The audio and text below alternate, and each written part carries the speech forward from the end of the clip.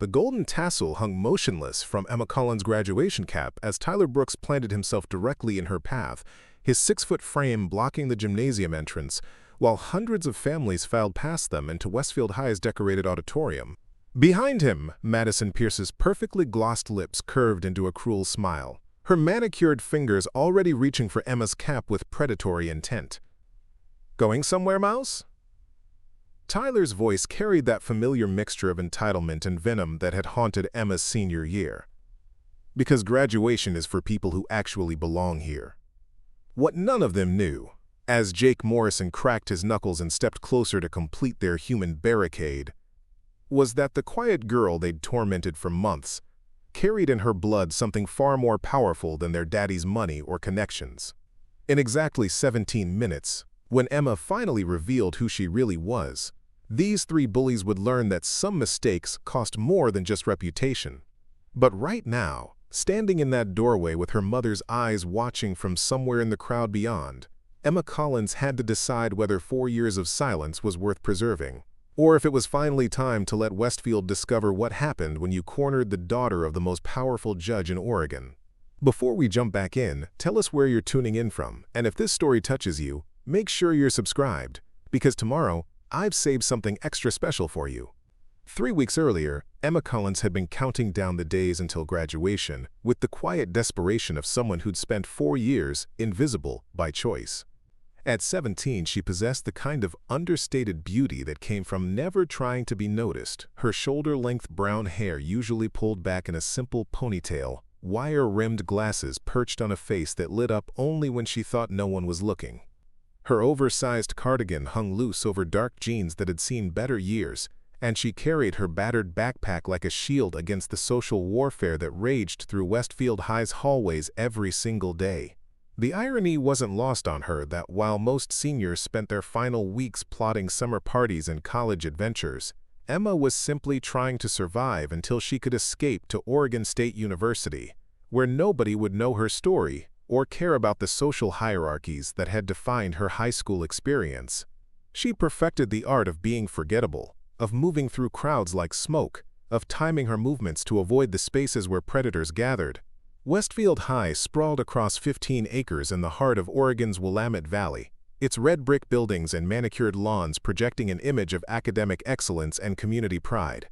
The school served a town of 45,000 people, a place where logging money had given way to tech worker salaries and vineyard tourism, creating an uncomfortable mixture of old wealth, new money, and working families just trying to keep up. The student body reflected this economic tension, with designer handbags sitting next to secondhand textbooks in the same classrooms, and parking lots that showcased everything from BMWs to 20-year-old Honda Civics held together by hope and duct tape. Emma fell somewhere in the middle of this spectrum, living in a modest 2-story house on Maple Street, where the lawns were neat but not landscaped, where the cars were reliable but not flashy, where her father, Robert Mitchell, worked as an accountant for the county, and her mother, Sarah, took what Emma assumed were consulting jobs that kept her traveling frequently. The Collins-Mitchell household ran on routine and quiet affection, family dinners when schedules allowed, and an unspoken understanding that education mattered more than status symbols.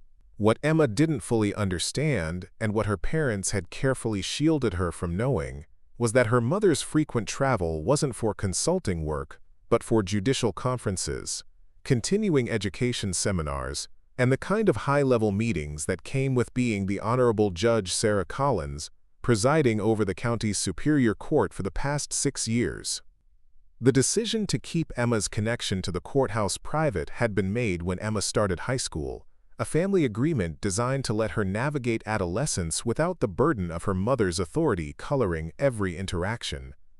Sarah Collins had risen through Oregon's legal system with the methodical determination of someone who understood that justice required both compassion and consequences.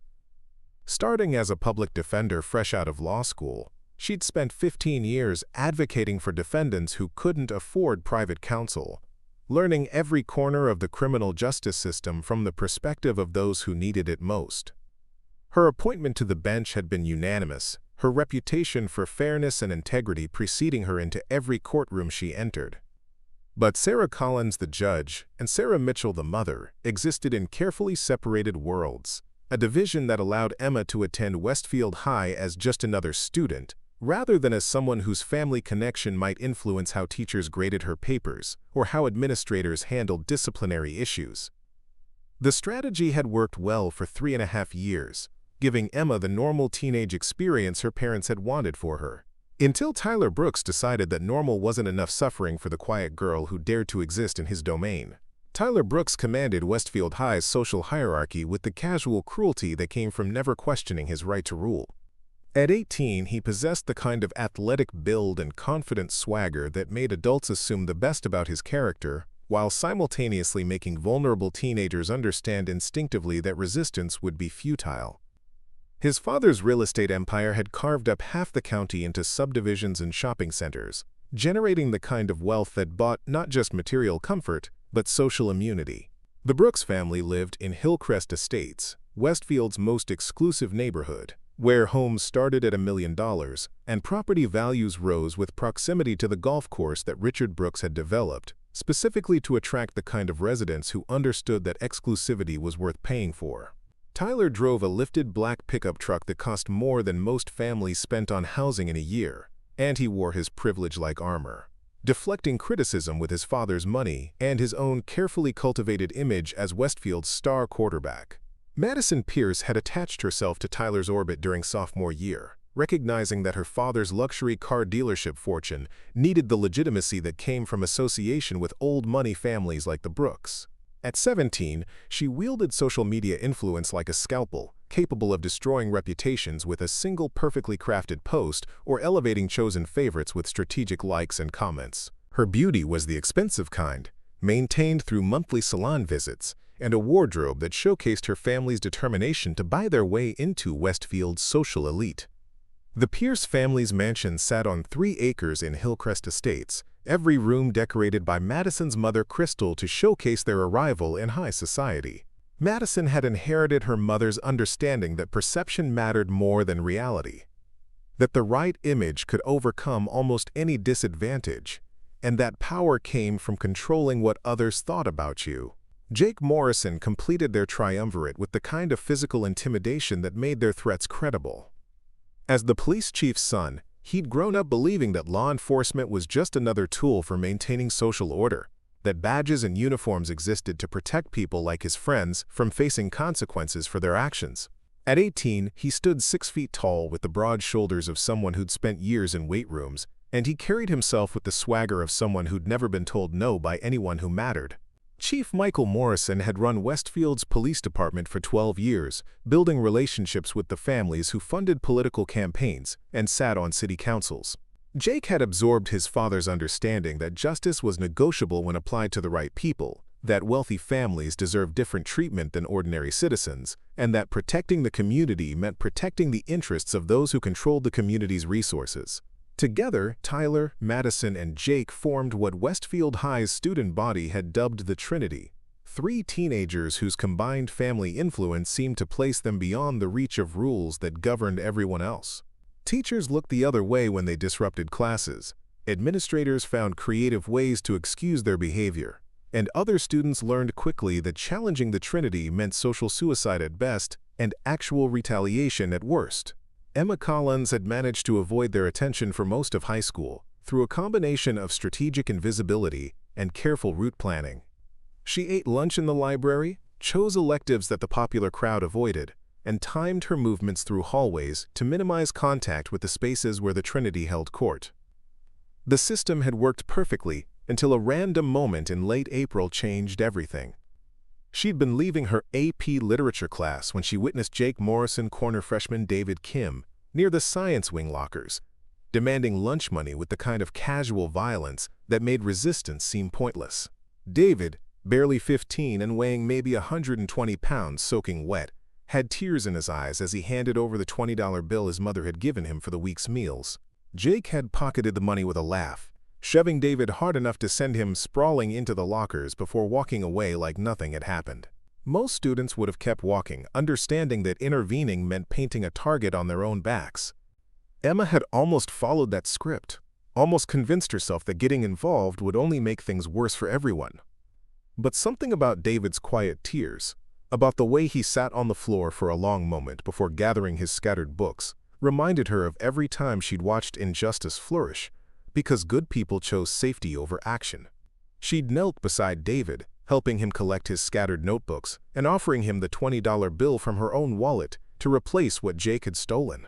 The gesture had been simple, instinctive, the kind of basic human kindness that shouldn't have required courage. But David's grateful smile and whispered thank you had reminded Emma why her mother had chosen a career in law, why justice mattered even when it was inconvenient or dangerous. Unfortunately, Madison Pierce had been watching from around the corner, recording the entire interaction on her phone with the predatory patience of someone who understood that information was power and that Emma Collins had just provided ammunition for future use. The first warning shot came 3 days later, when Emma arrived at her locker to find it decorated with printouts of her school photos alongside mocking comments about her appearance and family background. Someone had researched her social media presence, such as it was, and created a collage designed to highlight everything about Emma that didn't measure up to Westfield's standards of beauty and success. The photos had been edited to exaggerate her features, making her look awkward and unattractive, with captions that suggested she should know her place in the school's social hierarchy. Emma had removed the decorations quickly, hoping that ignoring the provocation would convince the Trinity to move on to more entertaining targets. But Tyler Brooks had been watching from down the hallway, taking note of her response and filing away her reaction for future reference. The quiet girl who helped losers was about to learn that charity came with consequences. The escalation began slowly, with the kind of psychological warfare that left no physical evidence but created an atmosphere of constant anxiety. Emma's backpack would be mysteriously moved between classes, forcing her to search increasingly panicked until she found it hidden in bathroom stalls or tucked behind library shelves. Her locker combination would be changed, stranding her without textbooks until she could convince a custodian to help her access her own belongings. Messages would appear on her phone from unknown numbers, photos of her walking to and from school with suggestions about what might happen if she continued to interfere in situations that weren't her business. Madison orchestrated the social media campaign with surgical precision, creating fake accounts that followed Emma's minimal online presence and left comments designed to make her feel isolated and watched. Preparing and narrating this story took us a lot of time, so if you are enjoying it, subscribe to our channel. It means a lot to us.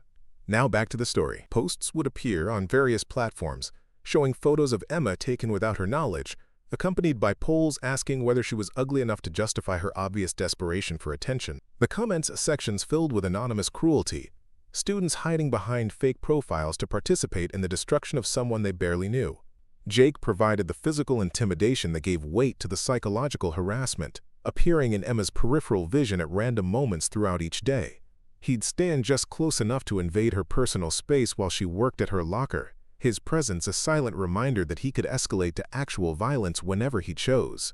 He'd follow her to the parking lot after school, never doing anything actionable but making it clear that he knew where she parked, what route she took home, how vulnerable she was outside the school's walls. The Trinity's campaign expanded to include Emma's few social connections, with Mia Chen receiving messages warning her that association with Emma would result in similar treatment. Teachers who'd previously smiled at Emma in hallways began avoiding eye contact, somehow convinced that she was a troublemaker despite her 4-year record of perfect behavior. Even Mr. Torres, her favorite English teacher, seemed to withdraw his support, responding to her questions with curt professionalism rather than the encouraging warmth she'd come to expect. Emma found herself eating lunch alone in increasingly isolated locations, avoiding the library where she'd once felt safe, choosing bathroom stalls for privacy rather than risk encountering other students in common areas. Her grades remained strong through determination and natural intelligence, but the constant stress began taking its toll in sleepless nights and a persistent anxiety that made every school day feel like navigating a minefield. The breaking point came on a Wednesday afternoon in early May, when Emma stayed late to finish a history project in the computer lab. Most students had left for the day, and the building had settled into the quiet that came after dismissal, broken only by the sounds of custodial staff and a few teachers wrapping up their own work. Emma had been printing her research paper when she heard voices coming from the hallway outside, familiar voices that made her stomach clench with dread. Tyler's laugh echoed off the lockers as he regaled Madison and Jake with stories about their latest conquest, a sophomore girl who'd made the mistake of wearing a thrift store dress to the spring dance. Madison added her own commentary about the girl's obvious desperation and lack of taste, while Jake speculated about what other humiliations they might arrange for her entertainment. The casual cruelty in their voices, the way they discussed destroying another human being like they were planning a weekend outing, reminded Emma of everything wrong with systems that protected bullies while punishing their victims. She'd gathered her papers quietly, hoping to leave through the back exit without drawing their attention. But as she reached for her backpack, Tyler's voice shifted to a topic that made her freeze with her hand halfway to the zipper. "Speaking of losers who need attitude adjustments," Tyler was saying, "I think it's time we taught Mouse a lesson about interfering in our business. That little display with Kim was cute, but she needs to understand that charity work has consequences." Madison's voice carried the excitement of someone anticipating entertainment. "I've been thinking we should do something special for graduation week. Something that really makes a statement about knowing your place. My dad's working extra shifts for the ceremony," Jake added, "so we'll have plenty of freedom to get creative. I'm thinking we make sure she understands that some people don't deserve to walk across that stage with the rest of us." Emma's blood turned to ice as they discussed their plans, her mind racing through scenarios that ranged from public humiliation to actual physical assault. She pulled out her phone with trembling fingers, setting it to record as their conversation continued, documenting threats that any reasonable person would recognize as serious criminal planning. The irony wasn't lost on her that while the Trinity plotted her destruction, assuming she had no resources or connections to protect herself, the most powerful judge in the county was sitting just 5 miles away in her chambers, reviewing cases and making decisions that affected the lives of everyone in Westfield. Judge Sarah Collins had built her career on protecting victims and holding criminals accountable, but her own daughter was suffering in silence, afraid to reveal the connection that could end this nightmare with a single phone call. As Emma finally slipped out of the computer lab and made her way to the parking lot, their recorded threats playing back through her earbuds, she realized that graduation week was going to be more than just the end of her high school career. It was going to be the moment when 4 years of careful anonymity collided with the reality of who she really was, when the quiet girl they'd underestimated would finally have to choose between remaining invisible and embracing the power that had been hers all along. The final confrontation was 3 weeks away, but Emma Collins was done running. Emma's decision to document the Trinity's threats marked the beginning of her transformation from passive victim to strategic opponent, though she didn't fully understand the implications of her choice yet. Over the following days, she began carrying her phone everywhere, recording conversations whenever she encountered Tyler, Madison, or Jake in the hallways. What started as simple evidence gathering evolved into something more sophisticated as Emma discovered she had a natural talent for observation and documentation that her years of invisibility had unknowingly cultivated. The recorded conversation from the computer lab became her baseline, proof that their harassment wasn't random teenage cruelty, but a calculated campaign designed to break her spirit before graduation. As she listened to the playback that night in her bedroom, Emma realized that Tyler's casual mention of making sure she didn't deserve to walk across the stage suggested they were planning something for the actual ceremony, something public and humiliating that would define her final memory of high school. Her mother, Sarah, noticed the change in Emma's behavior immediately, the way her usually cheerful daughter had become withdrawn and anxious, jumping at unexpected sounds and checking her phone constantly. When Sarah asked about school during their Thursday dinner, Emma deflected with vague answers about senior year stress and college preparation, unwilling to burden her mother with problems she assumed a traveling consultant couldn't solve anyway. Sarah Collins had built her judicial career on reading people, on understanding when witnesses were hiding information or when defendants weren't telling the complete truth.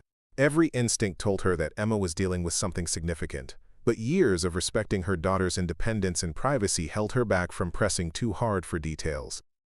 The careful separation between Judge Collins and Mother Sarah had created an unexpected barrier, preventing the very person who could help Emma most from understanding the scope of what she was facing. Meanwhile, the Trinity's campaign intensified with the methodical precision of people who'd perfected their techniques through years of practice. Madison expanded her social media assault to include fake dating profiles using Emma's photos, designed to attract inappropriate attention from older men who would then contact her directly with increasingly disturbing messages. The psychological impact was devastating, making Emma feel exposed and violated even when she was alone in her own room. Tyler's approach was more direct but equally calculated. He began timing his movements to intersect with Emma's daily routine, appearing in her path between classes often enough to create anxiety but not so frequently that teachers would notice a pattern. His presence became a constant source of stress, turning ordinary activities like walking to her locker or using the bathroom into exercises in hypervigilance. Jake's contribution was the most frightening because it extended beyond school property.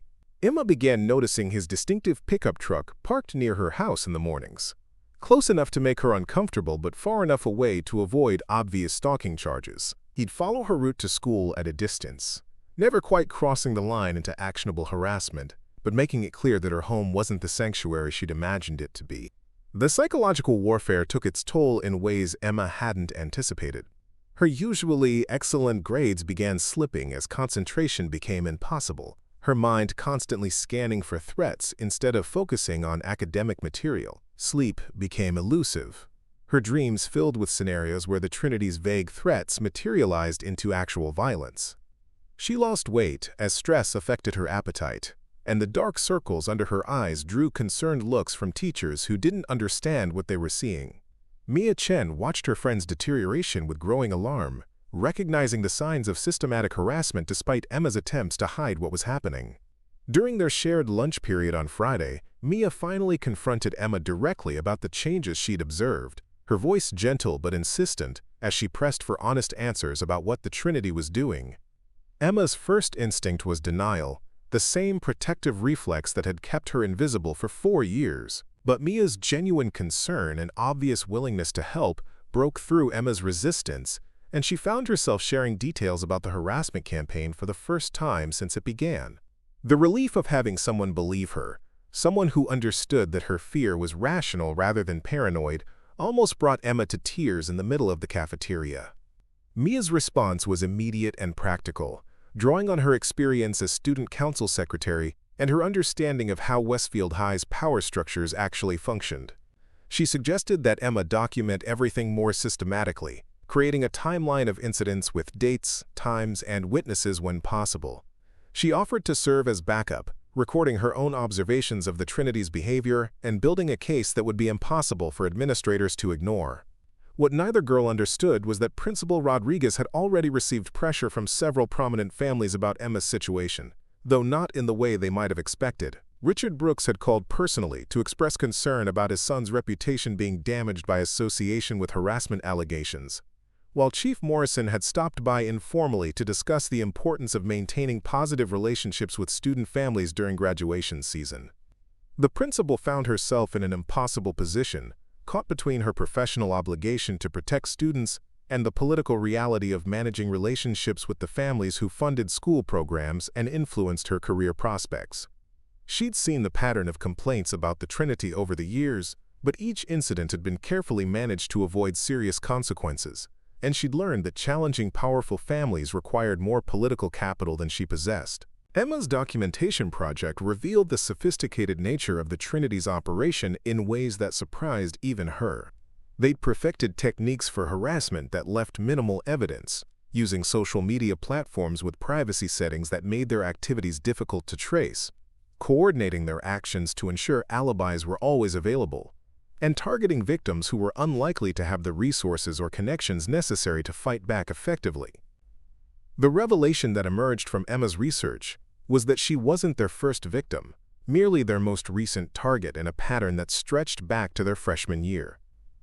David Kim's lunch money theft was just the latest in a series of incidents involving younger students who'd learned to avoid the Trinity through a combination of fear and strategic invisibility. Emma began reaching out to previous victims, discovering a network of students who'd been systematically terrorized into silence over the past 4 years. Her first contact was Jessica Torres, a junior whose social media accounts had been hacked and filled with inappropriate content during her sophomore year, resulting in a 2-week suspension and lasting damage to her reputation. Jessica's story revealed the Trinity's ability to manipulate school disciplinary processes, turning their victims into the apparent perpetrators while maintaining their own innocence through careful planning and family intervention. The second victim Emma identified was Marcus Webb, now a senior who'd been forced to transfer schools after Jake Morrison orchestrated a false accusation of theft that had resulted in criminal charges later dropped due to lack of evidence. Marcus's experience demonstrated how the Trinity leveraged family connections and law enforcement to add legal consequences to their social warfare, using the justice system itself as a weapon against their targets. Each conversation with previous victims added another layer to Emma's understanding of what she was facing, but also provided her with crucial intelligence about the Trinity's methods and vulnerabilities. She learned that Tyler's confidence came from never having faced real consequences, that Madison's cruelty intensified when she felt her social position was threatened, and that Jake's violence was always calculated to avoid leaving evidence that could be used against him. More importantly, Emma discovered that the Trinity's power came largely from their victims' isolation and silence. Every student they'd targeted had suffered alone, convinced that resistance was futile and that seeking help would only make their situation worse. The pattern of secrecy had allowed the Trinity to refine their techniques without fear of exposure, building a reputation for invincibility that served as both weapon and shield. Emma's research also revealed cracks in the Trinity's armor that previous victims had been too isolated to exploit. Tyler's academic performance was marginal at best, maintained through expensive tutoring and strategic grade manipulation that would collapse under serious scrutiny. Madison's social media influence was built on fake accounts and purchased followers that would evaporate if exposed. Jake's intimidation tactics relied on his father's position, but would become criminal liability if properly documented and reported to the right authorities. As the second week of May progressed, Emma began to understand that her situation was both more dangerous and more hopeful than she'd initially realized. The Trinity's escalating threats suggested they were planning something significant for graduation week, but their overconfidence was creating opportunities for someone patient and intelligent enough to exploit their mistakes. The turning point came when Emma discovered that she had an unexpected ally in Mr. Torres, the English teacher whose apparent withdrawal had actually been strategic positioning. During a brief conversation after class, he revealed that he'd been documenting the Trinity's behavior for months, building his own case file while waiting for a victim brave enough to come forward with corroborating evidence. Mr. Torres's information was devastating to the Trinity's carefully constructed image. He'd recorded Tyler's academic dishonesty, documented Madison's cyberbullying campaigns, and witnessed Jake's physical intimidation of younger students. More importantly, he'd identified other faculty members who were willing to testify about the pattern of harassment they'd observed but felt powerless to address through normal channels.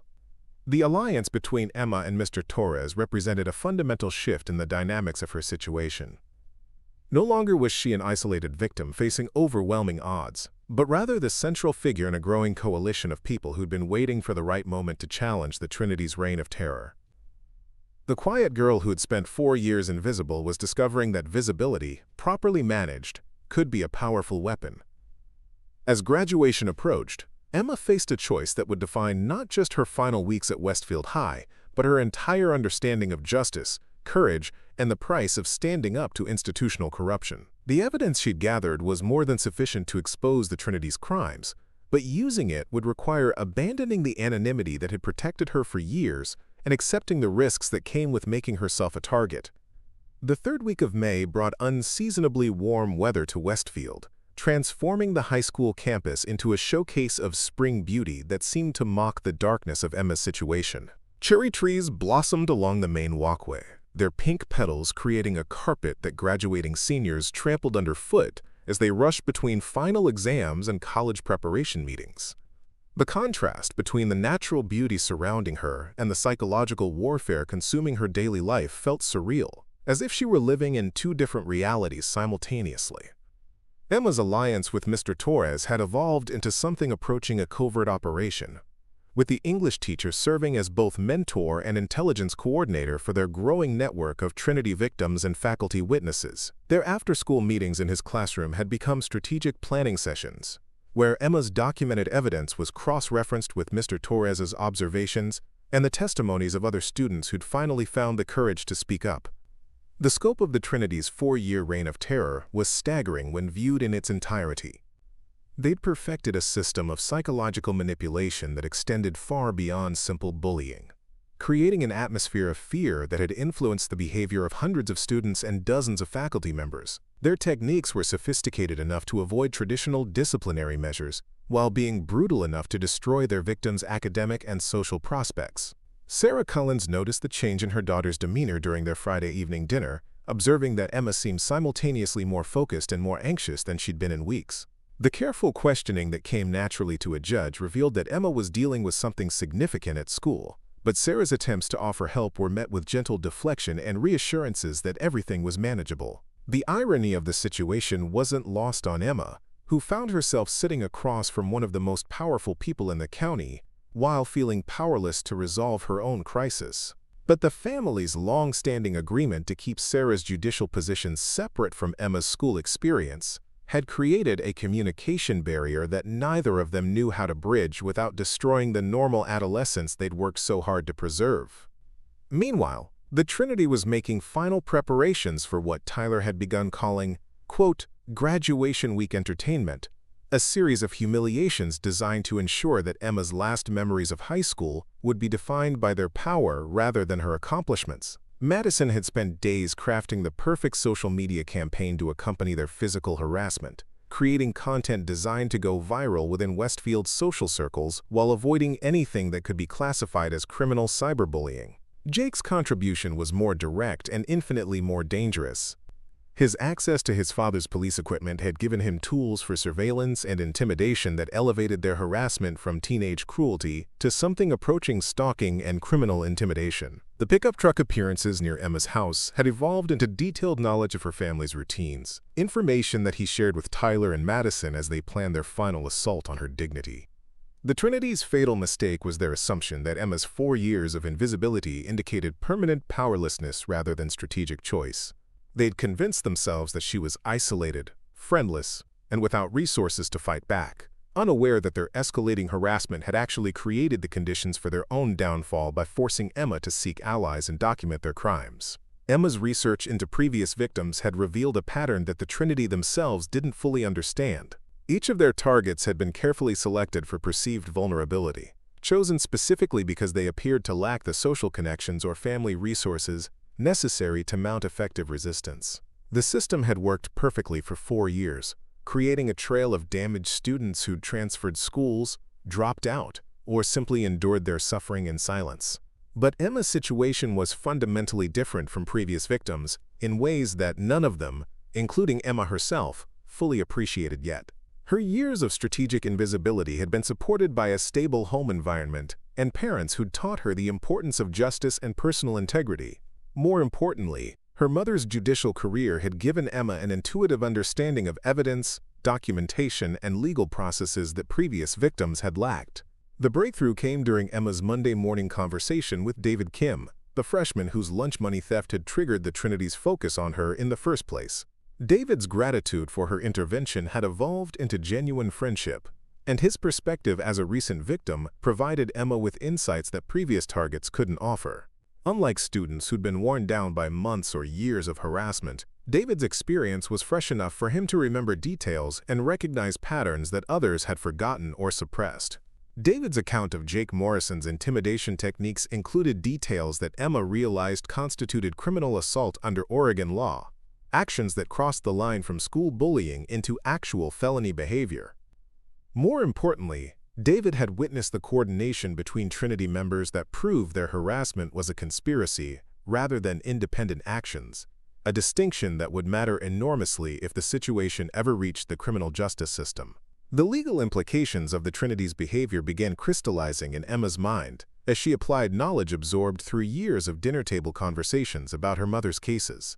She recognized elements of criminal conspiracy, harassment, cyberbullying, stalking, and assault in their documented actions, crimes that would carry serious consequences for adult perpetrators and could result in significant punishment even for juveniles if properly prosecuted. Emma's understanding of legal process, inherited from countless conversations about her mother's work, gave her advantages that previous victims had lacked. She knew that evidence needed to be preserved and documented according to specific standards, that witness testimony needed to be corroborated whenever possible, and that timing mattered enormously in building cases that could withstand scrutiny. More importantly, she understood that justice required more than just evidence. It required someone with the authority and integrity to ensure that powerful families couldn't simply buy their way out of consequences. As she compiled her documentation and coordinated with Mr. Torres and other allies, Emma began to realize that her mother's position as county judge wasn't just a family secret to be protected, but rather the key to ensuring that the Trinity finally faced real accountability for their actions. The decision to reveal her family connection was the most difficult choice Emma had ever faced, representing the end of the normal adolescence her parents had worked so hard to provide, and the beginning of a more complicated relationship with power and responsibility. But as graduation week approached and the Trinity's threats became more specific and dangerous, Emma understood that protecting her anonymity was no longer worth the cost of allowing their reign of terror to continue. Her conversation with Mia on Tuesday afternoon marked the beginning of the end of Emma's secret identity. Sitting in the school library surrounded by college preparation materials and graduation planning documents, Emma finally shared the truth about her mother's judicial position and the resources it represented for their fight against the Trinity.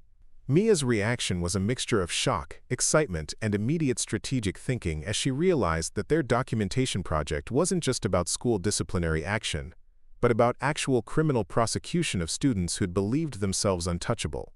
The quiet girl she'd been trying to protect was actually the daughter of the most powerful judge in the county, someone with both the authority and the integrity to ensure that justice was served regardless of the perpetrator's family connections.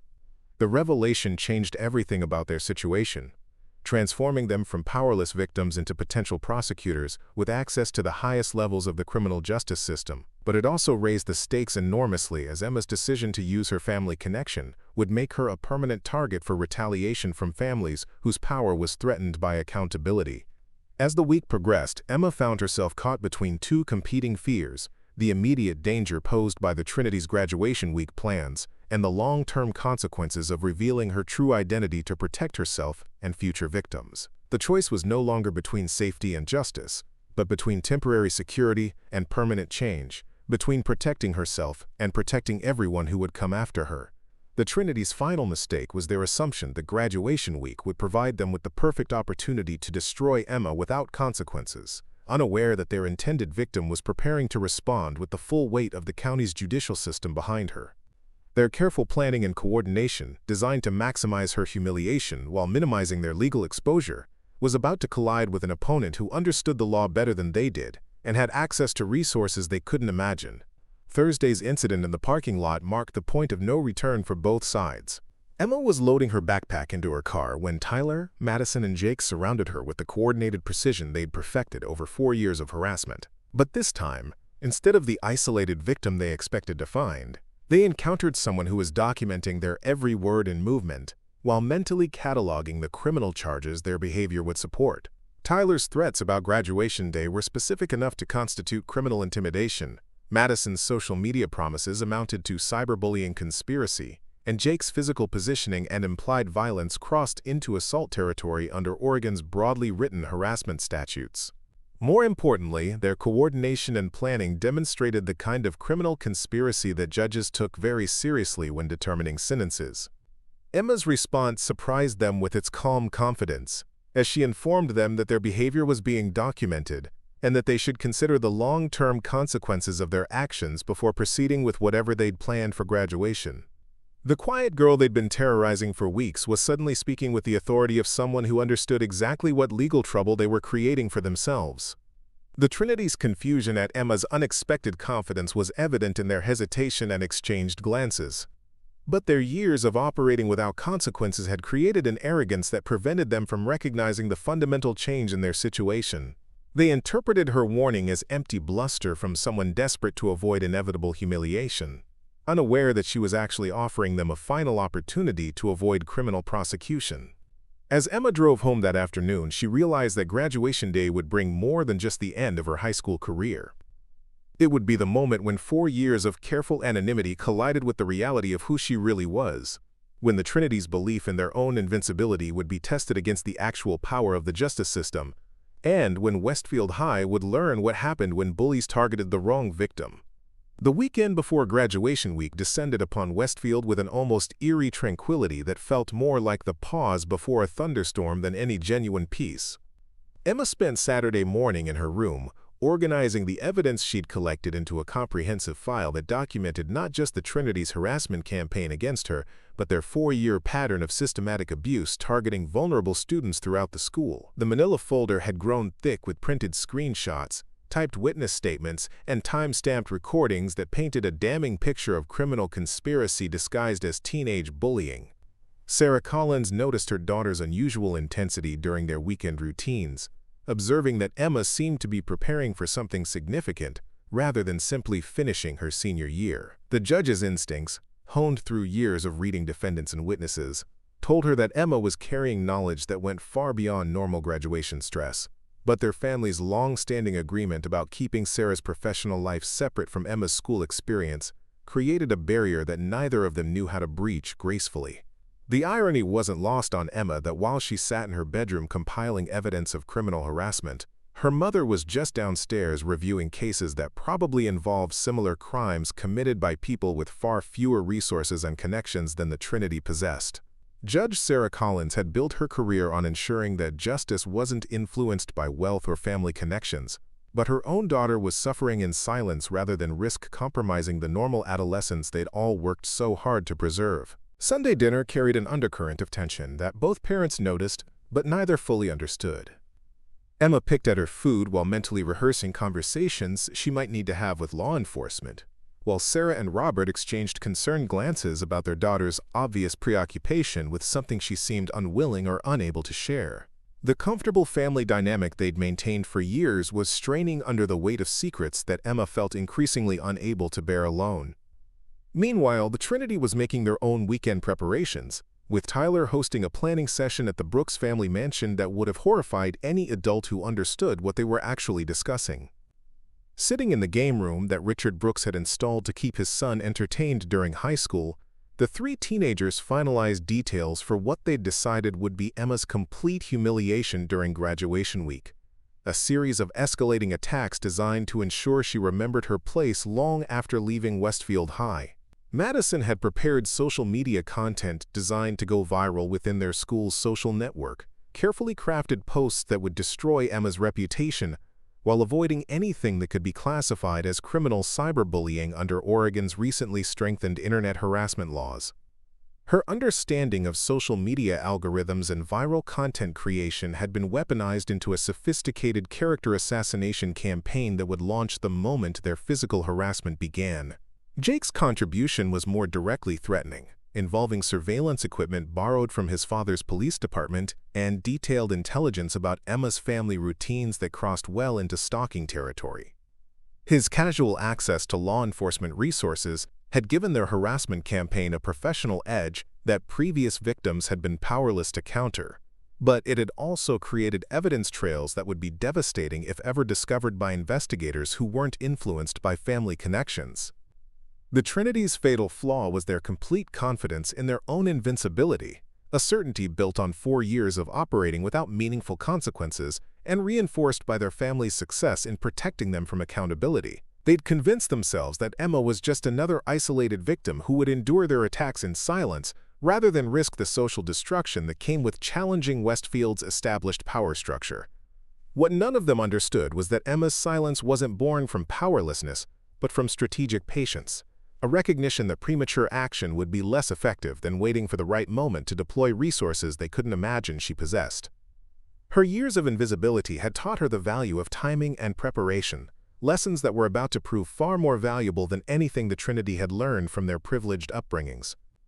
Monday morning arrived with the kind of perfect spring weather that made graduation week feel magical for most seniors, but Emma experienced it as the beginning of a carefully orchestrated campaign that would determine not just her own future, but the fate of every student who might become the Trinity's target in years to come. Her backpack contained not just textbooks and graduation planning materials, but also copies of evidence that could send 3 prominent families' children to juvenile detention if properly presented to the right authorities. The first sign that this week would be different came during second period, when Madison made her opening move with a social media post that was designed to appear spontaneous but had clearly been crafted for maximum psychological impact.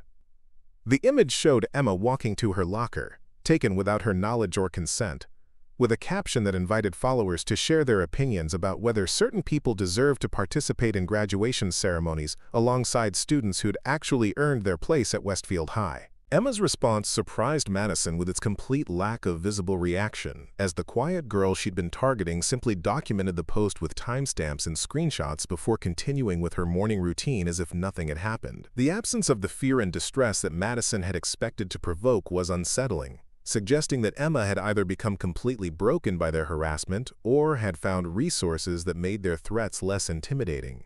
Tuesday's escalation came from Jake, who positioned himself outside Emma's third-period classroom in a way that forced her to walk within arm's reach of someone who'd been making increasingly specific threats about physical violence. His presence was calculated to create anxiety and helplessness, but Emma's calm documentation of his intimidation tactics and her obvious lack of fear confused him in ways that made his usual methods feel less effective than they'd been with previous victims.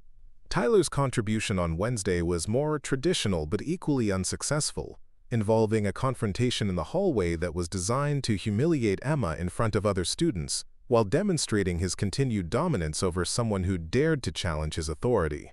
But Emma's response was unlike anything they'd encountered from previous targets, as she calmly informed him that his behavior was being recorded, and that he should consider whether the temporary satisfaction of harassment was worth the long-term consequences it might create. The Trinity's growing frustration with Emma's unexpected resistance was evident in their increasingly desperate attempts to provoke the kind of emotional breakdown that had characterized their previous victories. Their sophisticated harassment techniques, perfected through years of practice on carefully selected victims, seemed ineffective against someone who understood exactly what they were doing and why their methods had succeeded in the past. More troubling for the Trinity was Emma's obvious confidence, a sense of security that seemed completely at odds with her situation as an isolated target facing overwhelming odds.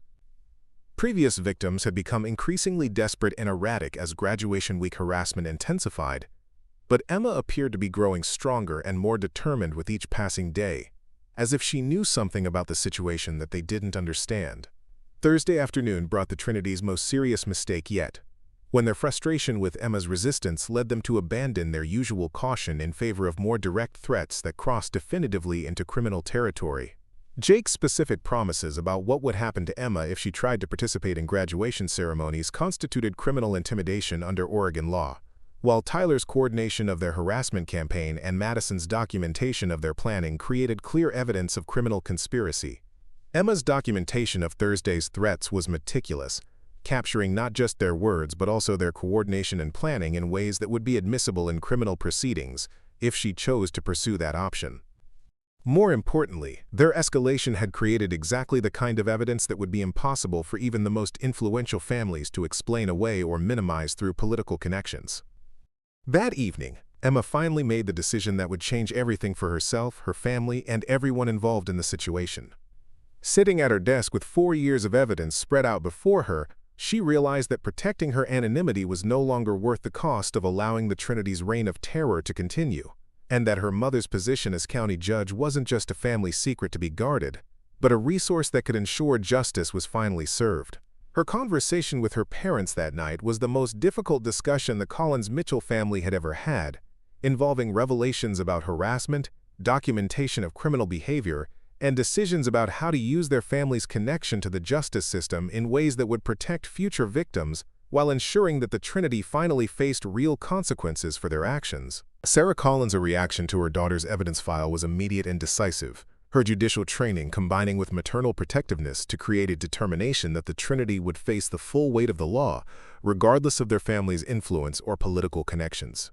Judge Collins had spent her career ensuring that wealth and privilege couldn't buy immunity from justice, and she wasn't about to make an exception for the teenagers who'd been terrorizing her own daughter. The decision to reveal Emma's family connection during graduation day confrontation was strategic rather than emotional, designed to maximize the impact on not just the Trinity, but on Westfield High's entire culture of protecting privileged students from accountability. Emma's 4 years of careful anonymity had been preparation for this moment, when her true identity would serve as both shield and sword in a battle that would determine whether justice was possible in a system designed to protect the powerful. As graduation day approached, Emma understood that she was no longer just fighting for her own dignity, but for every student who'd been silenced by the Trinity's reign of terror and every future victim who might be spared if the cycle of harassment and immunity was finally broken. The quiet girl who'd spent 4 years invisible was about to become the most important person in Westfield's recent history, and she was ready for everything that visibility would bring. Graduation day dawned with the kind of pristine clarity that seemed to promise perfection for Westfield High's class of 2024, but Emma Collins experienced the morning as the culmination of months of preparation that would determine not just her own future, but the fate of everyone who'd suffered under the Trinity's systematic campaign of terror. She dressed carefully in the simple black dress her mother had bought for the occasion, but beneath the ceremonial clothing she carried recording devices and documentation that could destroy 3 prominent families if deployed, with the precision she'd spent weeks planning. The morning routine in the Collins-Mitchell household carried an undercurrent of tension that all 3 family members felt, but approached differently. Sarah Collins prepared for her daughter's graduation with the conflicted emotions of a mother who was proud of Emma's accomplishments, but terrified of the confrontation that was about to unfold. As a judge, she understood exactly what legal consequences the Trinity faced if Emma's evidence was properly presented, but as a parent, she worried about the personal cost her daughter would pay for demanding justice in a community that preferred comfortable silence to difficult accountability. Robert Mitchell moved through his morning preparations with the focused determination of a father who'd spent the night reviewing his daughter's evidence file and understanding for the first time the scope of harassment she'd endured while protecting her family from worry. His accountant's mind had processed the documentation with methodical precision, recognizing patterns of criminal behavior that extended far beyond typical teenage bullying into territory that would require serious legal intervention.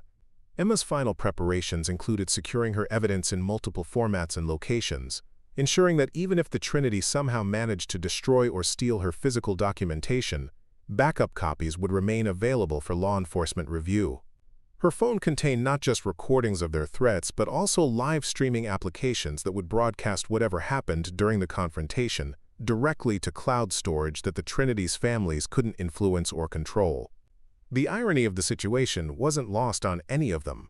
While hundreds of families prepared to celebrate their children's academic achievements, 3 families were unknowingly about to face the consequences of years of enabling criminal behavior, and 1 family was preparing to sacrifice their carefully maintained privacy to ensure that justice was finally served regardless of wealth or political connections.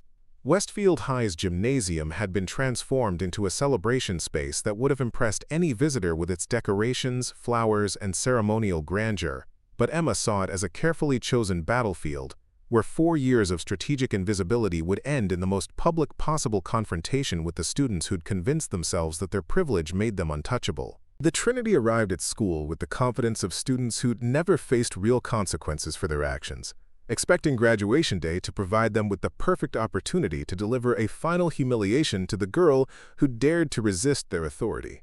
Tyler wore his graduation gown like armor, convinced that his family's wealth and influence would protect him from any retaliation Emma might attempt. Madison carried herself with the social media queen's certainty that she controlled the narrative and could manipulate public opinion to support whatever version of events served her purposes. Jake moved with the physical intimidation that had served him well for 4 years, backed by his father's police department position and his own conviction that law enforcement would protect him from accountability. What none of them understood was that Emma's months of documentation and evidence gathering had been strategic preparation for exactly this moment, when their overconfidence would lead them to make mistakes that even their family's influence couldn't overcome. The quiet girl they'd been tormenting had spent her invisible years learning lessons about patience, timing, and the proper deployment of power that their privileged upbringings had never taught them. The morning's preliminary events proceeded according to schedule, with senior class activities and final preparations that maintained the illusion of normalcy, while Emma mentally rehearsed the confrontation she knew was coming. Her allies were positioned throughout the gymnasium, with Mr. Torres coordinating faculty witnesses, Mia managing student documentation, and even David Kim prepared to provide testimony about the Trinity's criminal harassment if the situation escalated to law enforcement involvement. The moment of truth came exactly as Emma had predicted, when the Trinity positioned themselves to block her access to the graduation ceremony in a final demonstration of their power over someone they still believed was powerless to resist them. Tyler's physical presence in the gymnasium entrance was calculated to force Emma into either humiliating retreat or a confrontation that would demonstrate his continued dominance over her destiny. Madison's phone was already recording, prepared to capture Emma's expected breakdown and broadcast it across social media platforms that would ensure her humiliation became permanent and viral. Jake's positioning completed their tactical triangle, cutting off potential escape routes while providing physical intimidation that had proven effective against every previous victim they'd targeted. Emma's response shattered their expectations and 4 years of successful intimidation in a single moment of revelation that would become Westfield High legend. Instead of the cowering victim they expected to find, they encountered someone who spoke with the quiet authority of someone who understood exactly what legal trouble they were creating for themselves, and had the resources to ensure that consequences would follow swiftly and decisively. The words, "I'm Judge Collins' daughter," fell into the sudden silence like stones into still water, creating ripples of shock that spread through the assembled crowd with the force of revolution. Tyler's confident smile faltered as he processed the implications of harassing someone whose mother controlled the county's criminal justice system. Madison's recording finger hesitated as she realized that everything she'd documented might become evidence in criminal proceedings rather than social media entertainment. Jake's intimidating posture collapsed as his father's police department connection suddenly seemed like liability rather than protection when facing the judge who reviewed their cases and determined their careers. The transformation was immediate and complete, as 3 teenagers who'd believed themselves untouchable discovered that they'd spent months creating evidence of criminal conspiracy, harassment, stalking, and intimidation against the daughter of the one person in the county who had both the authority and integrity to ensure that wealth and family connections wouldn't protect them from justice. Emma's calm recitation of the criminal charges their documented behavior would support sent shockwaves through not just the Trinity, but through every adult in the gymnasium who understood the legal implications of what they were hearing. The quiet girl who'd been dismissed as powerless was systematically destroying 4 years of carefully constructed immunity with evidence that would be impossible to explain away or minimize through political influence. The gathering crowd of students, parents, and faculty members became unwitting witnesses to the most dramatic reversal in Westfield High's history, as the school's most feared bullies faced public accountability for the first time in their lives, while their intended victim revealed herself to be the most powerful person in the building through family connections they'd never suspected existed. Principal Rodriguez found herself witnessing the end of a harassment campaign she'd been pressured to ignore, while simultaneously realizing that her own administrative failures to protect Emma would now be reviewed by the county's chief judge. The comfortable political relationships that had allowed the Trinity to operate without consequences were crumbling in real time as the full weight of the justice system focused on their documented crimes. The Trinity's families, watching from the audience, experienced the horror of recognizing that their children's graduation day was becoming their public exposure as criminal defendants whose privilege wouldn't protect them from prosecution by a judge who'd built her career on ensuring that justice wasn't influenced by wealth or political connections. Emma's moment of revelation was more than just personal vindication. It was a systemic correction that would send shockwaves through every institution that had enabled the Trinity's 4-year reign of terror. The invisible girl had become the most visible person in Westfield, and she was using that visibility to ensure that justice would finally be served, regardless of family influence or community pressure to maintain comfortable silence. The silence that followed Emma's revelation stretched across Westfield High's gymnasium like a physical force, broken only by the distant sound of traffic from the street beyond, and the nervous shifting of hundreds of people who'd just witnessed the complete dismantling of their community's most carefully guarded social hierarchy. Tyler Brooks stood frozen in the doorway, his athletic frame suddenly seeming diminished against the decorated entrance he'd tried to block, while his mind struggled to process how the powerless victim he'd been tormenting had just revealed herself to be connected to the most formidable authority figure in the entire county. Madison Pierce's perfectly manicured finger remained poised over her phone's record button, but the social media content she'd planned to create had transformed into something entirely different from the viral humiliation video she'd envisioned. Instead of capturing Emma's breakdown, she'd documented her own criminal confession as one of the conspirators in a harassment campaign against a judge's daughter, creating evidence that could be subpoenaed and used in criminal proceedings that her father's car dealership fortune couldn't influence or control. Jake Morrison's physical intimidation tactics, so effective against previous victims who lacked connections to challenge his father's police department protection, suddenly seemed catastrophically inadequate when facing someone whose mother reviewed police conduct cases and determined the career prospects of everyone in local law enforcement.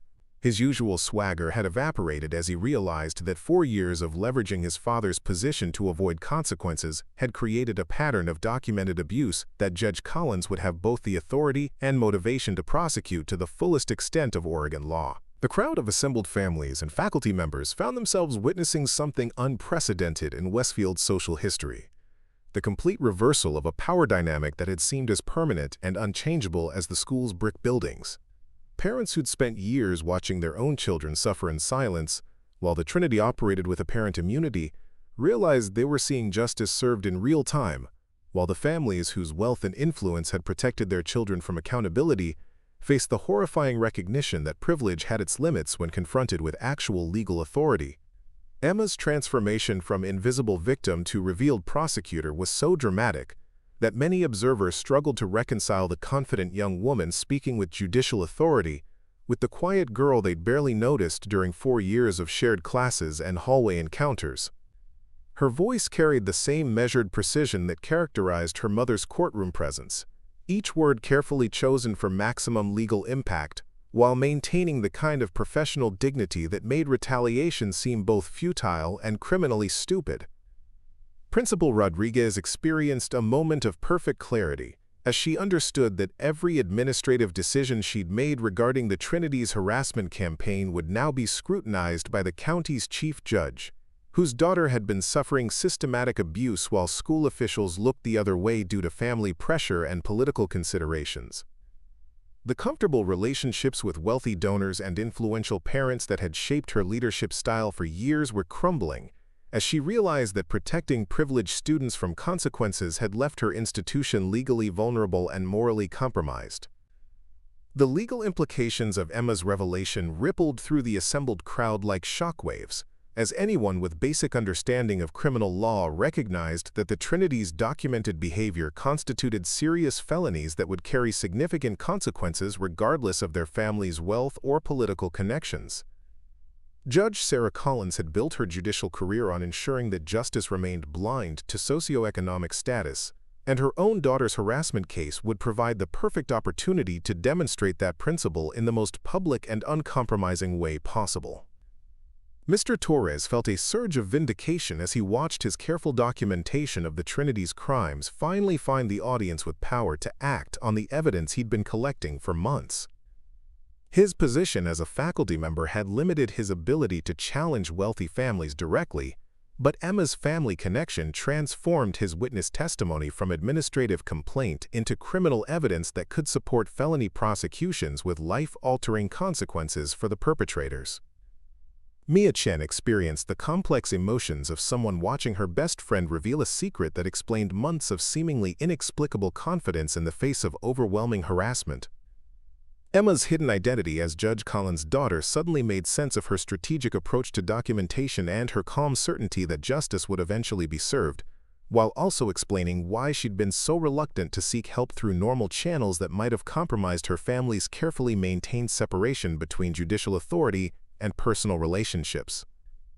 The Trinity's parents, scattered throughout the gymnasium audience, found themselves processing the horrifying realization that their children had been systematically harassing the one person in Westfield whose family connection guaranteed serious legal consequences regardless of political influence or financial resources.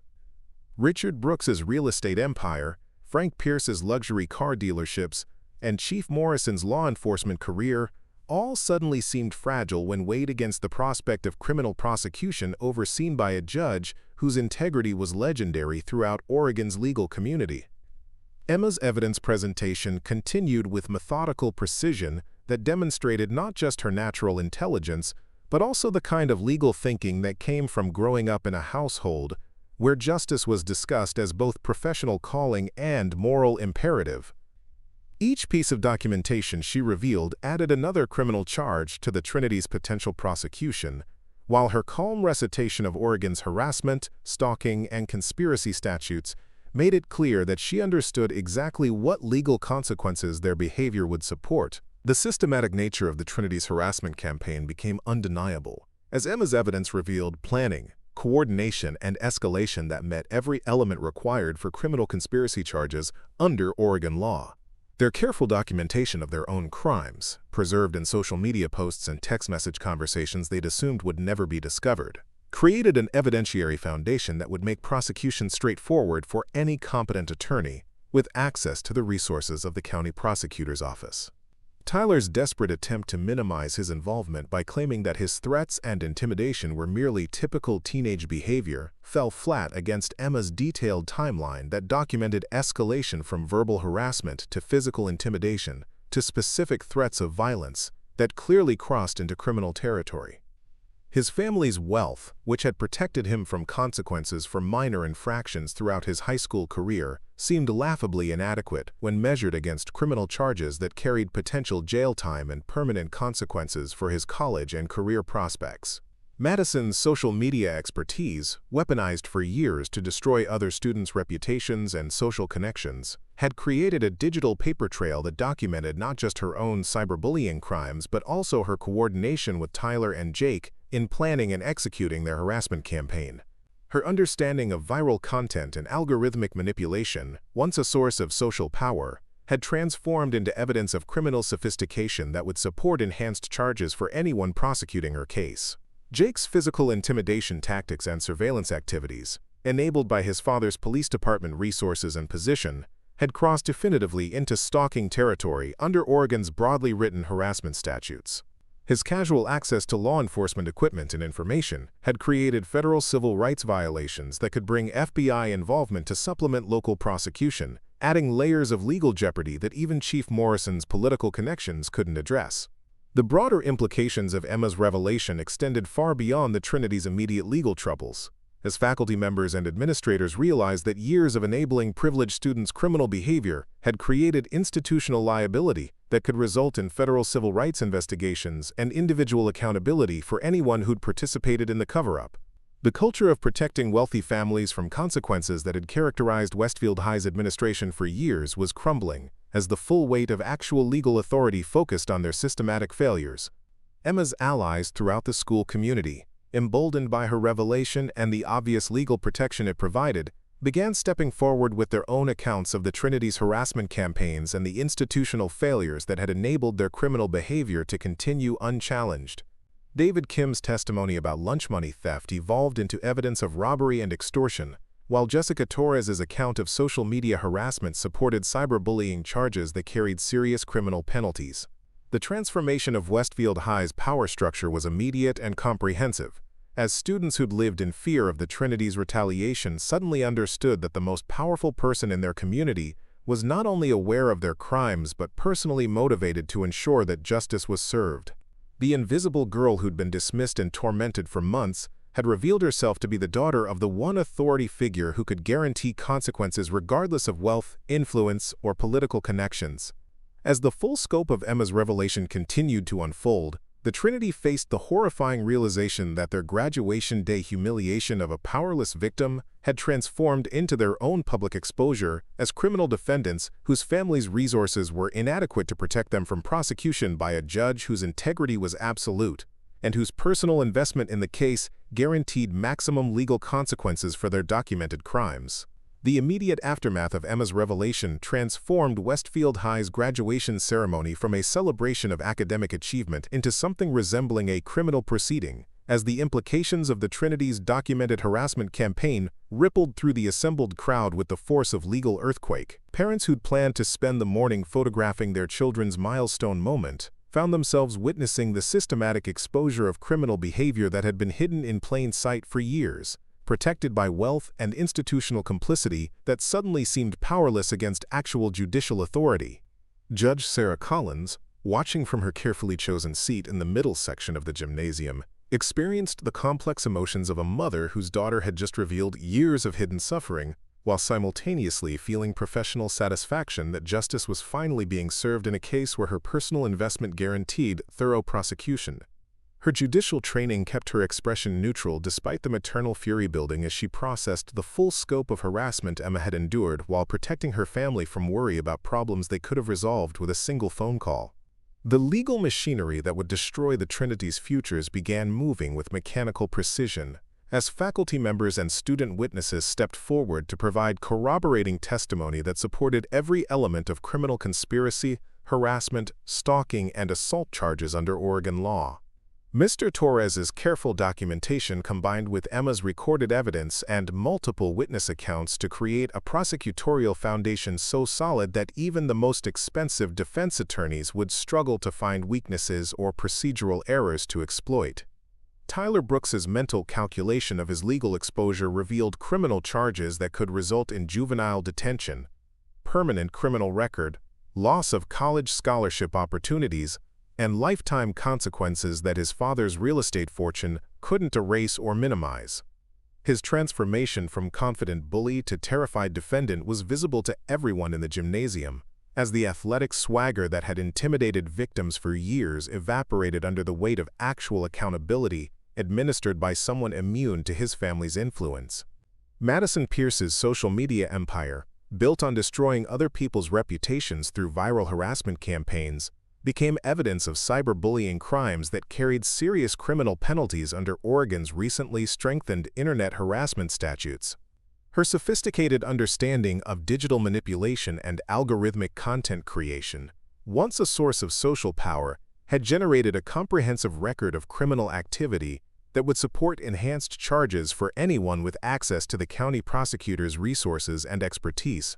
Jake Morrison's surveillance activities and physical intimidation tactics, enabled by his father's police department resources, had created federal civil rights violations that would bring FBI involvement to supplement local prosecution.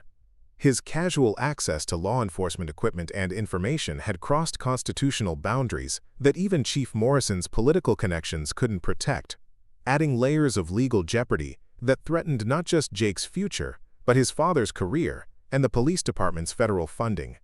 The Trinity's families, processing the implications of their children's exposure as criminal defendants in cases that would be prosecuted by a judge whose integrity was legendary throughout Oregon's legal community, found their usual strategies for managing legal problems completely inadequate when facing someone who couldn't be influenced by political pressure or financial inducements. The comfortable relationships with prosecutors, judges, and politicians that had protected their children from consequences in the past seemed laughably insufficient when measured against Judge Collins's personal investment in ensuring maximum legal accountability. Emma's methodical presentation of evidence continued with the kind of legal precision that demonstrated not just natural intelligence, but years of absorbed knowledge about criminal procedure and prosecutorial standards from dinner-table conversations about her mother's cases. Each piece of documentation she revealed had been preserved according to evidentiary standards that would make it admissible in criminal proceedings, while her timeline of escalating harassment showed clear progression from misdemeanor offenses to felony crimes that carried significant jail time even for juvenile defendants.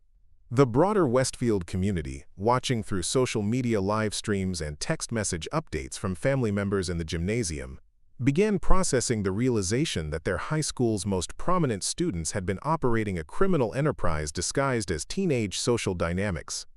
The systematic nature of the harassment campaign, combined with institutional protection from wealthy families and complicit administrators, revealed corruption that extended far beyond simple bullying into territory that would require federal investigation and comprehensive reform. Principal Rodriguez's administrative career faced immediate jeopardy as her years of protecting privileged students from consequences came under scrutiny from a judge whose daughter had been systematically abused, while school officials looked the other way due to family pressure and political considerations. The documentation of her failure to respond appropriately to reported harassment incidents would support civil rights violations that could result in federal oversight of the school district and personal liability for administrators who'd participated in the cover-up. The legal consequences facing the Trinity expanded beyond criminal charges to include civil liability for damages, educational sanctions that would affect college admissions and scholarship opportunities, and long-term restrictions on their activities that would follow them into adulthood. Emma's evidence supported not just prosecution for their crimes, but also comprehensive accountability that would ensure their harassment campaign had permanent consequences for everyone involved in planning and executing it. Officer Janet Hayes, the school resource officer whose integrity had been compromised by pressure from Chief Morrison to ignore the Trinity's crimes, found herself facing the choice between continuing to protect criminals or cooperating with the investigation that Judge Collins would personally oversee.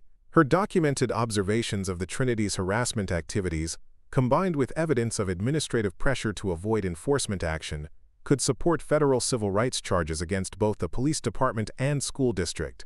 The transformation of Westfield High's social hierarchy was immediate and comprehensive, as students who'd lived in terror of the Trinity's retaliation suddenly understood that the most powerful authority figure in the county was personally committed to ensuring their safety and holding their tormentors accountable.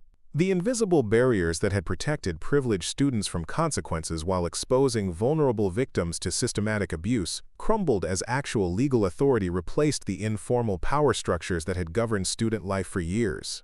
Emma's allies throughout the school community stepped forward with increasing confidence as they realized that Judge Collins's personal involvement guaranteed protection from retaliation while ensuring that their testimony would be taken seriously by law enforcement officials who couldn't afford to mishandle a case with such high-profile judicial oversight. David Kim's account of robbery and extortion evolved from isolated incident to pattern evidence that supported enhanced charges, while multiple victims provided corroborating testimony that made the Trinity's criminal conspiracy undeniable. The federal implications of the Trinity's crimes began emerging as civil rights attorneys recognized that the systematic harassment of students based on socioeconomic status, combined with institutional protection from wealthy families, created violations of constitutional equal protection guarantees that would support comprehensive federal intervention. The Department of Justice's Civil Rights Division would likely open investigation into Westfield High's discriminatory enforcement of disciplinary policies, adding another layer of legal jeopardy for everyone involved in protecting the Trinity from accountability. As the morning progressed and more evidence emerged, the Trinity faced the terrifying realization that their graduation day plan to humiliate a powerless victim had transformed into their own exposure as criminal defendants whose wealthy families lacked sufficient resources to protect them from prosecution by a judge whose personal motivation guaranteed maximum legal consequences. The power dynamic that had seemed as permanent and unchangeable as Westfield's brick buildings had been completely reversed by someone who'd spent 4 years gathering the evidence necessary to ensure that justice would finally be served, regardless of wealth, influence, or political connections. The systematic exposure of the Trinity's criminal behavior triggered a cascade of revelations that revealed the true scope of corruption protecting privileged students at Westfield High, as Emma's evidence provided the foundation for investigations that would ultimately implicate dozens of adults who'd participated in covering up years of documented harassment campaigns. The comfortable understanding between wealthy families and school administrators that certain students deserved protection from consequences crumbled under judicial scrutiny that treated criminal behavior as exactly what it was, regardless of the perpetrator's family connections or financial resources. Detective Lisa Warren from the County Sheriff's Department arrived at Westfield High within an hour of receiving Judge Collins's personal request for immediate investigation into criminal harassment charges that carried serious felony implications for multiple defendants. Her professional relationship with the judge, built on years of collaborative work ensuring that criminal cases were properly investigated and prosecuted, guaranteed that every aspect of the Trinity's documented crimes would be examined, with the thoroughness typically reserved for adult felony prosecutions rather than the superficial reviews that had characterized previous investigations into student misconduct.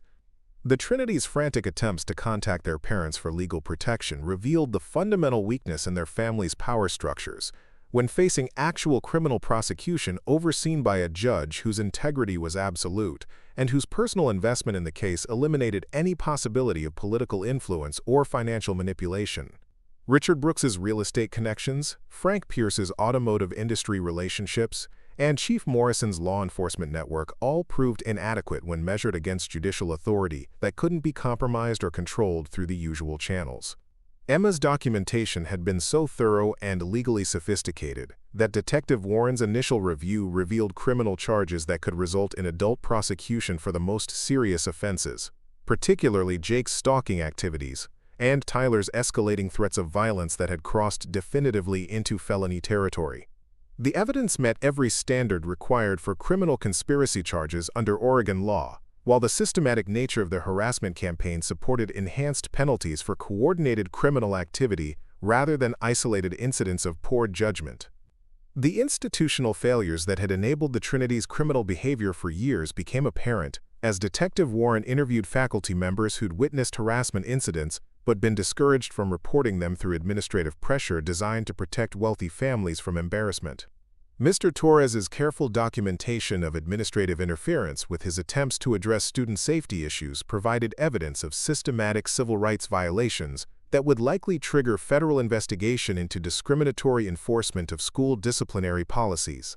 Principal Rodriguez's desperate attempts to minimize her role in protecting the Trinity from consequences collapsed under Detective Warren's methodical questioning that revealed years of documented decisions to prioritize family relationships over student safety. Her administrative records showed clear patterns of differential treatment for privileged students whose families donated generously to school programs, creating evidence of corruption that would support criminal charges against educational officials who'd violated their duty to protect all students equally. The social media evidence that Madison had created to document her cyberbullying campaigns provided prosecutors with a comprehensive record of criminal activity that included not just her own harassment posts, but also coordination with Tyler and Jake that proved criminal conspiracy beyond any reasonable doubt. Her sophisticated understanding of digital manipulation had generated permanent records of planning and execution that would be admissible in criminal proceedings regardless of any attempts to delete or modify the evidence after the fact. Jake's surveillance activities, conducted using equipment borrowed from his father's police department, had created federal civil rights violations that would bring FBI involvement to investigate both the harassment crimes and the abuse of law enforcement resources that had enabled them. His documented use of official police surveillance equipment for personal harassment campaigns revealed corruption within the police department that extended beyond simple favoritism into criminal misuse of public resources for private retaliation. The ripple effects of Emma's revelations spread throughout Westfield's power structure, as business leaders, political figures, and community organizations that had supported the Trinity's families faced scrutiny for their role in maintaining systems that protected wealthy criminals while exposing vulnerable victims to systematic abuse. The network of influence that had seemed so formidable when used to intimidate isolated teenagers proved fragile when confronted with federal investigation and judicial oversight that treated corruption as criminal, regardless of social standing. Tyler's college scholarship opportunities evaporated as university admissions offices received notification of pending criminal charges that made his enrollment impossible regardless of his athletic achievements or family donations to their programs. His transformation from celebrated quarterback to criminal defendant facing potential jail time demonstrated the real consequences of believing that privilege provided immunity from accountability, while his family's frantic attempts to minimize the damage only highlighted their previous success in protecting him from facing responsibility for his actions. Madison's social media influence, once her primary source of power over other students, became evidence of criminal sophistication that supported enhanced charges for anyone prosecuting her cyberbullying crimes. Her viral content creation expertise had generated a comprehensive record of harassment activities that met every element required for serious criminal charges, while her coordination with co-conspirators showed planning and intent that would support maximum penalties under Oregon's strengthened internet harassment statutes. The federal investigation that emerged from Detective Warren's initial findings revealed institutional corruption that extended far beyond Westfield High to include systematic failures throughout the county's educational and law enforcement systems. The Department of Justice's Civil Rights Division opened formal investigation into discriminatory enforcement of student conduct policies, while the Department of Education began reviewing federal funding compliance for school districts that failed to protect students from harassment based on socioeconomic status.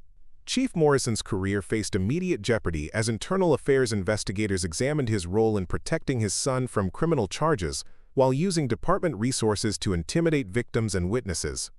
His years of leveraging police authority to shield Jake from consequences had created a pattern of corruption that violated federal civil rights laws, while his interference with legitimate investigations into student harassment campaigns demonstrated criminal abuse of office that would likely result in federal prosecution and lifetime disqualification from law enforcement positions. The Trinity's attempts to claim that their behavior constituted normal teenage conflicts rather than criminal harassment fell apart under legal analysis that compared their systematic campaigns to organized criminal activity.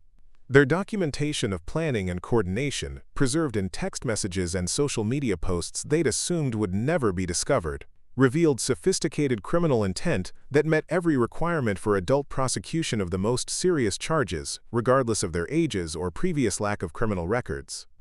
Emma's transformation from invisible victim to protected witness demonstrated the power of actual legal authority when applied with integrity and comprehensive understanding of constitutional rights. Her mother's position as county judge guaranteed not just thorough investigation of her harassment case, but also systematic review of institutional failures that had enabled criminal behavior to flourish unchallenged for years, creating precedent that would protect future victims while ensuring accountability for anyone who participated in covering up student harassment campaigns. The broader implications of the Trinity's exposure extended throughout Oregon's educational system as other school districts reviewed their own policies for protecting privileged students from consequences while exposing vulnerable victims to systematic harassment. The federal civil rights investigation that resulted from Emma's case established new standards for equal enforcement of student conduct policies, while the criminal prosecutions demonstrated that wealth and family connections couldn't protect juveniles from serious legal consequences when their crimes were properly investigated and prosecuted. As the investigation expanded to include everyone who'd participated in protecting the Trinity from accountability, Westfield's residents began understanding that the corruption exposed by Emma's courage extended far beyond simple school bullying into systematic violations of civil rights that had been normalized through years of institutional complicity with wealthy families who believed their money entitled them to different treatment under the law. The criminal charges filed against the Trinity within 72 hours of Emma's graduation day revelations sent shockwaves through Westfield's elite community that reverberated far beyond the immediate defendants to encompass everyone who'd participated in protecting privileged students from accountability over the years. District Attorney Michelle Rodriguez, working under the direct oversight of Judge Collins to ensure maximum transparency and avoid any appearance of favoritism, announced felony conspiracy, harassment, stalking, and civil rights charges that carried potential adult sentences even for juvenile defendants whose crimes had been systematic and sophisticated rather than impulsive teenage misconduct. Tyler Brooks faced criminal charges that could result in 3 years in juvenile detention, followed by adult probation that would severely restrict his college and career opportunities for the remainder of his 20s. His family's real estate fortune, once sufficient to resolve any legal problems through political influence and strategic donations, proved inadequate when measured against criminal prosecution that Judge Collins personally monitored to ensure adherence to the highest standards of judicial integrity and constitutional due process. Madison Pierce's cyberbullying crimes, enhanced by evidence of criminal conspiracy and systematic harassment campaigns, supported charges under Oregon's strengthened internet harassment statutes that carried mandatory minimum sentences designed to address the growing problem of social media-enabled abuse.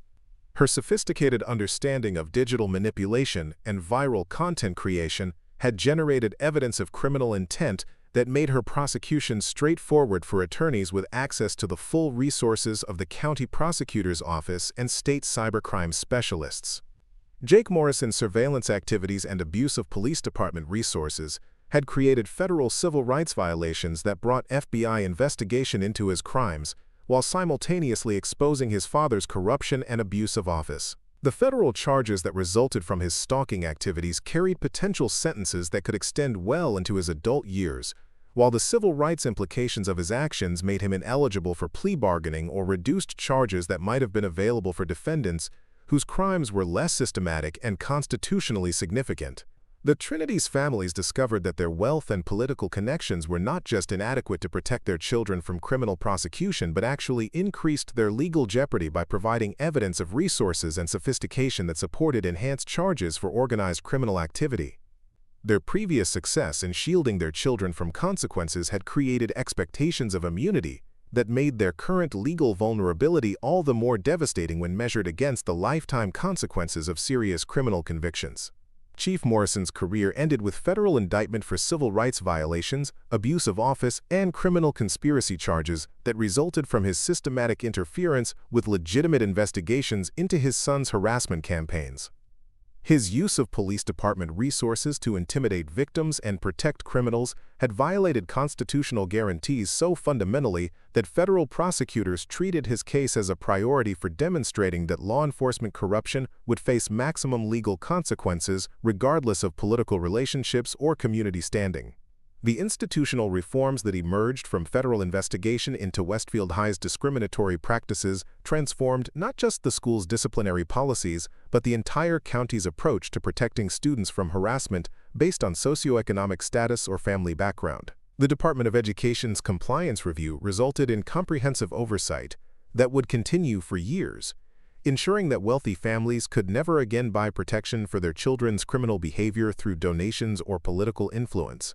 Emma's role as protected witness in multiple federal and state criminal prosecutions guaranteed her safety, while demonstrating that victims who documented harassment properly and reported it to appropriate authorities would receive comprehensive legal protection regardless of their attacker's wealth or family connections.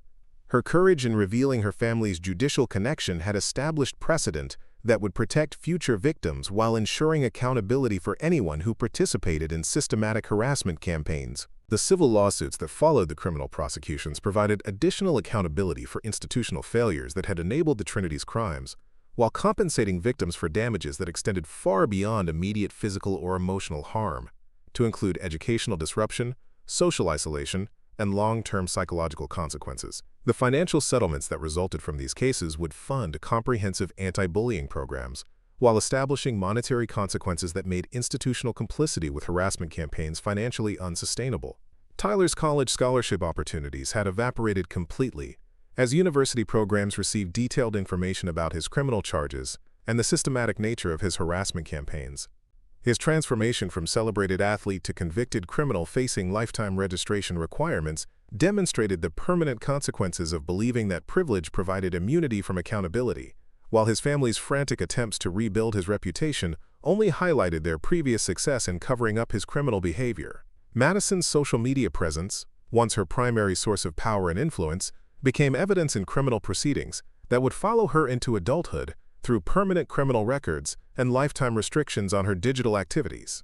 Her expertise in viral content creation had generated comprehensive documentation of criminal intent and sophisticated planning that made her prosecution straightforward while ensuring maximum penalties for anyone convicted of systematic cyberbullying campaigns.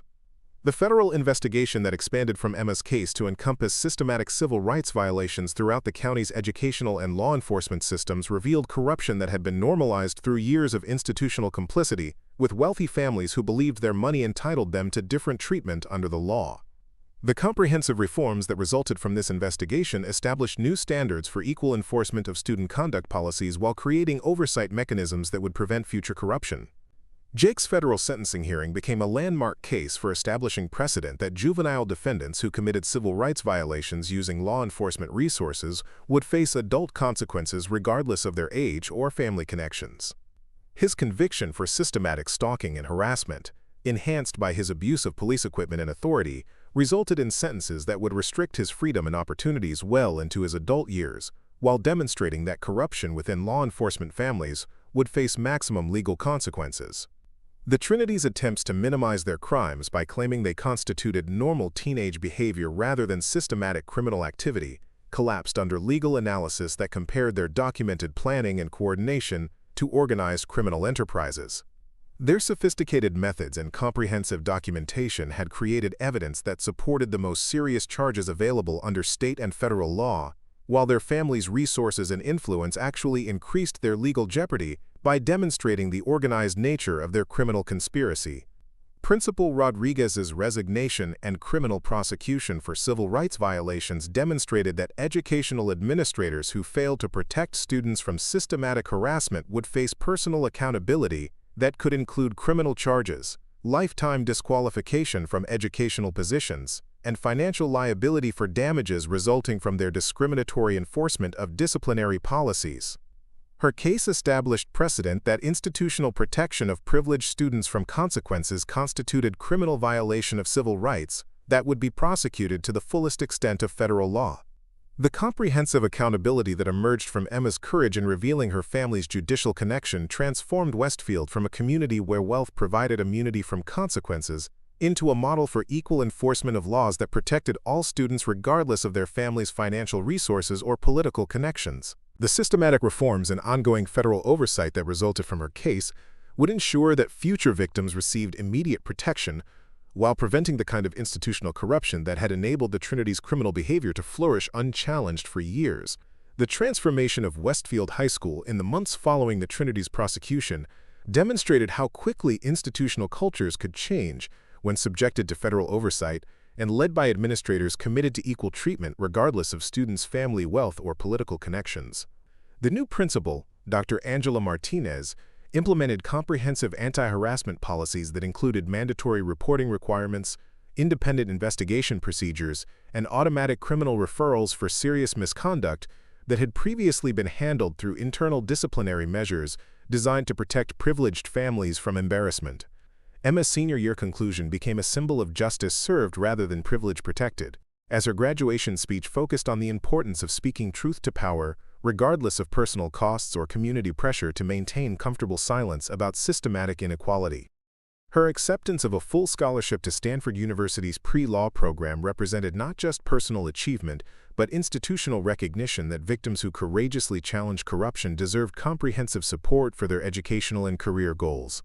The Trinity's sentences reflected the serious nature of their crimes, while providing hope for rehabilitation through comprehensive counseling, community service, and educational programs designed to help them understand the constitutional principles they'd violated through their systematic harassment campaigns. Tyler's 2-year juvenile detention sentence included mandatory education about civil rights and constitutional law, while Madison's community service focused on helping other cyberbullying victims recover from digital harassment campaigns. Jake's adult sentencing for federal civil rights violations resulted in the longest consequences, including 5 years federal supervision that would restrict his activities and require regular reporting to probation officers who specialized in cases involving abuse of law enforcement resources. His permanent disqualification from any future police or security positions demonstrated that corruption within law enforcement families would face lifetime consequences that extended far beyond immediate criminal penalties. Judge Sarah Collins's handling of the Trinity's cases established precedent throughout Oregon's judicial system for ensuring that wealthy defendants received equal treatment under law rather than the preferential consideration that had characterized previous prosecutions of privileged criminals. Her comprehensive sentences and detailed legal opinions became model legislation for other states dealing with systematic harassment in educational settings where family wealth had traditionally provided immunity from accountability. The federal civil rights investigation that emerged from Emma's case resulted in comprehensive reform of educational and law enforcement policies throughout the county, creating oversight mechanisms that would prevent future institutional complicity with harassment campaigns while ensuring immediate protection for victims regardless of their attackers' family resources or political connections. The Department of Justice's ongoing monitoring would continue for 5 years, guaranteeing sustained commitment to equal enforcement rather than temporary compliance that might revert to previous patterns of corruption. Chief Morrison's federal conviction and lifetime disqualification from law enforcement positions sent clear messages throughout Oregon's police departments that abuse of authority to protect criminal family members would face maximum legal consequences regardless of political relationships or community standing. His replacement, Chief Sandra Chen, implemented comprehensive reforms that included independent oversight of all cases involving harassment complaints and mandatory federal reporting for any incidents that suggested civil rights violations. The civil settlements that provided financial compensation for the Trinity's victims funded comprehensive anti-bullying programs, while establishing monetary consequences that made institutional protection of harassment campaigns financially unsustainable for school districts throughout Oregon. The educational reforms that resulted from these settlements created new standards for protecting vulnerable students while ensuring accountability for administrators who failed to enforce disciplinary policies equally. Emma's transformation from invisible victim to nationally recognized advocate for educational justice inspired similar cases throughout the country, as other harassment victims discovered that proper documentation and reporting to appropriate authorities could result in comprehensive legal protection regardless of their attacker's wealth or family influence. Her testimony before congressional committees reviewing federal anti-bullying legislation helped establish new standards for institutional accountability while demonstrating that individual courage could create systematic change. The Trinity's families faced not just criminal consequences for their children's behavior, but also comprehensive civil liability that would affect their financial resources for years while funding programs designed to prevent future harassment campaigns in educational settings. Their previous investments in political relationships and community influence proved worthless when measured against federal civil rights enforcement that treated constitutional violations as serious crimes, regardless of the perpetrator's social standing. Westfield High School's academic reputation, Initially damaged by revelations of systematic corruption and discriminatory practices, ultimately improved as federal oversight and comprehensive reforms created an educational environment where all students received equal protection regardless of their family background. The school's new policies became models for other institutions seeking to prevent harassment while ensuring accountability for privileged students whose families had previously bought protection from consequences. The long-term monitoring that resulted from Emma's case extended throughout Oregon's educational system, creating precedent that wealthy families could never again purchase immunity for their children's criminal behavior through political donations or institutional relationships. The federal oversight mechanisms established permanent protection for vulnerable students while ensuring swift prosecution for anyone who attempted to revive the corrupt practices that had enabled systematic harassment campaigns. Emma's college career at Stanford University included internships with civil rights organizations and federal prosecutors who specialized in educational discrimination cases, preparing her for a legal career focused on protecting vulnerable students from systematic harassment while ensuring accountability for institutions that failed to enforce constitutional protections equally. Her experience as both victim and prosecutor in her own case provided unique insights that would benefit future civil rights enforcement efforts. The Trinity's rehabilitation progress varied significantly, with Madison demonstrating genuine remorse and commitment to repairing damage from her cyberbullying campaigns, while Tyler struggled to accept responsibility for his systematic intimidation activities. Jake's federal supervision included mandatory counseling that addressed not just his criminal behavior but also the entitled attitudes that had made him believe police authority could be used for personal retaliation against vulnerable victims. The systematic changes that resulted from Emma's courage in revealing her judicial family connection transformed Westfield from a community where wealth determined treatment under law into a model for equal justice that protected all residents regardless of their financial resources or political influence. The federal monitoring and comprehensive reforms that emerged from her case would ensure lasting protection for future victims while preventing the kind of institutional corruption that had enabled systematic harassment to flourish unchallenged for years. 5 years after graduation, Emma's law school graduation as valedictorian of Stanford's Civil Rights Program marked the completion of her transformation from harassment victim to advocate for constitutional justice, while the Trinity's continued supervision and community service demonstrated that privileged criminals would face lasting consequences rather than temporary inconvenience when their systematic crimes were properly investigated and prosecuted by authorities committed to equal treatment under law. Up next, you've got 2 more standout stories right on your screen. If this one hit the mark, you won't want to pass these up. Just click and check them out.